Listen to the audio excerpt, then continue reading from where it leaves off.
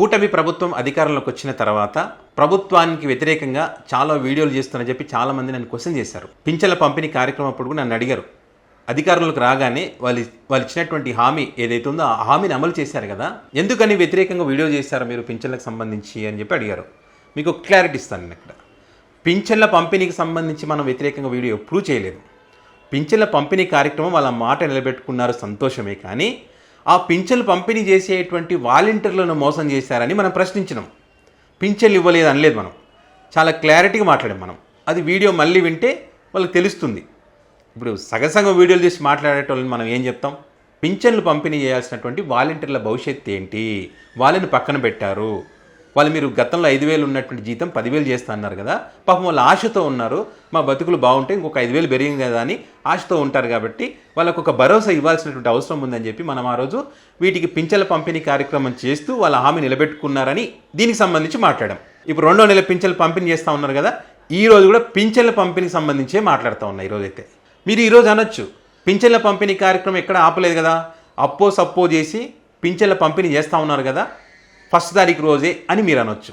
Okay, పింఛన్ల పంపిణీలో కొన్ని నిబంధనలకు విరుద్ధంగా ఉన్నాయని చెప్పి 67,000 పింఛన్లను తీసి పక్కన పెట్టారు.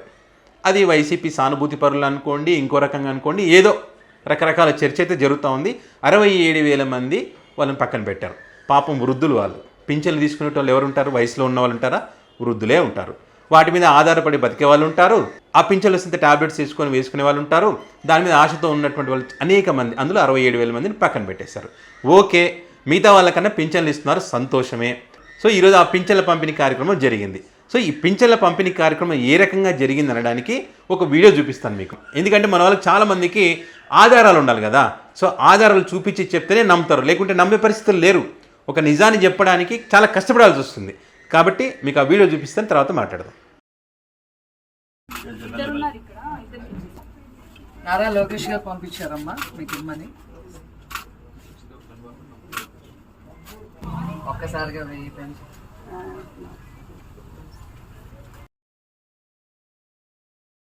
ఈ వీడియోలో ఏమంటున్నారంటే, పింఛన్ల పంపిణీ కార్యక్రమం చేస్తే అక్కడ నారా లోకేష్ గారు చెప్పారమ్మా మీకు ఇమ్మని అని.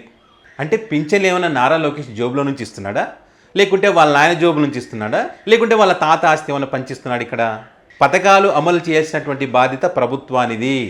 ప్రజల సొమ్ము. ప్రభుత్వాలు ప్రజలకు పథకాల రూపంలో ఇస్తున్నప్పుడు వాళ్ళను గౌరవించి వాళ్ళకు పథకాలు ఇవ్వాలి. వాళ్ళని అగౌరవపరచకూడదు. నువ్వు వాళ్ళకు లోకేష్ ఇస్తున్నాడమ్మా అంటే దాని అర్థం ఏంటి?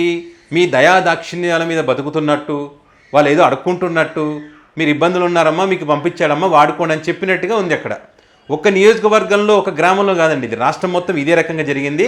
ఆ వీడియోలు, ఆ ఫోటోలు తీసి మన చిన్నబాబుకి పెద్దబాబుకి పంపారు. పింఛన్ల పంపిణీ కార్యక్రమం వాలంటీర్లు లేకున్నా ఏ రకంగా మేము అధికారులు కానీ, అదేవిధంగా పక్కన మన కూటమిలో ఉన్నటువంటి నాయకులు కానీ అందరం కలిసి ఏ రకంగా పింఛన్లు పంపిణీ చేస్తూ ఉన్నామో ఈ విషయానికి సంబంధించి వాళ్ళు వీడియోలు తీసి పంపించినటువంటి పరిస్థితి ఆంధ్రప్రదేశ్ రాష్ట్రంలో.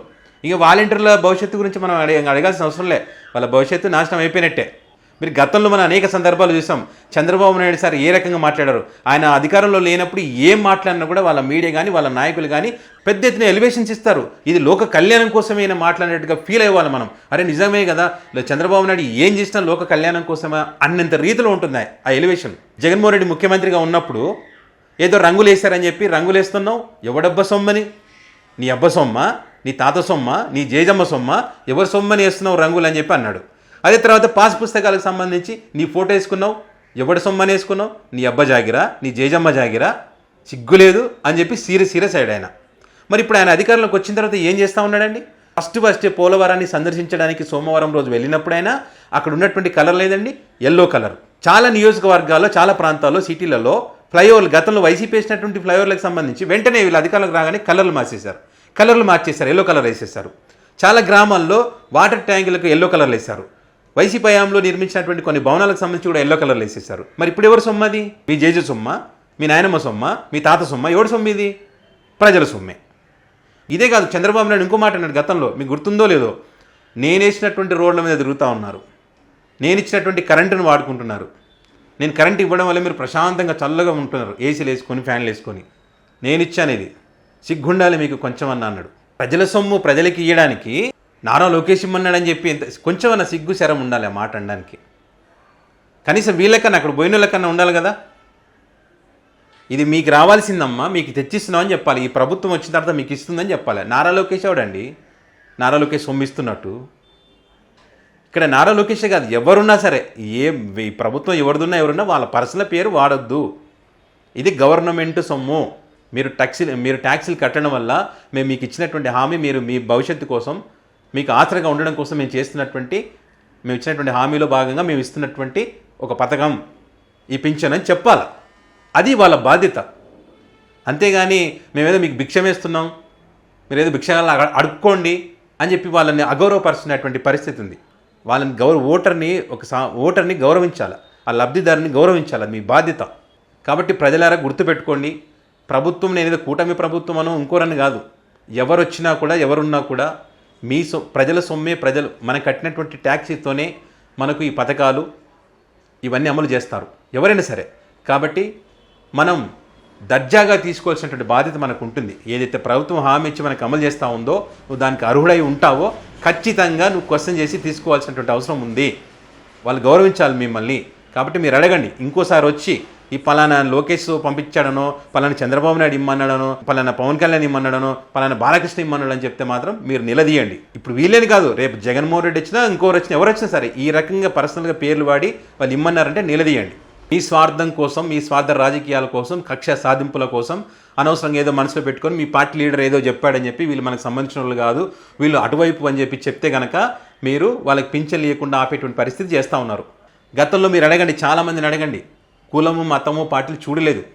నేను సుమారుగా 90 నియోజకవర్గాలు తిరిగా. నేను టీడీపీ పార్టీకి చెందినటువంటి వాళ్ళు కూడా పింఛన్లు వచ్చినాయి. టీడీపీ పార్టీ రిగ్గింగ్ గ్రామాలు కొన్ని ఉంటాయి. అలాంటి గ్రామాల్లో కూడా పల్నాడు జిల్లాలో ఉన్నాయి, రిగ్గింగ్ గ్రామాలు ఉన్నాయి.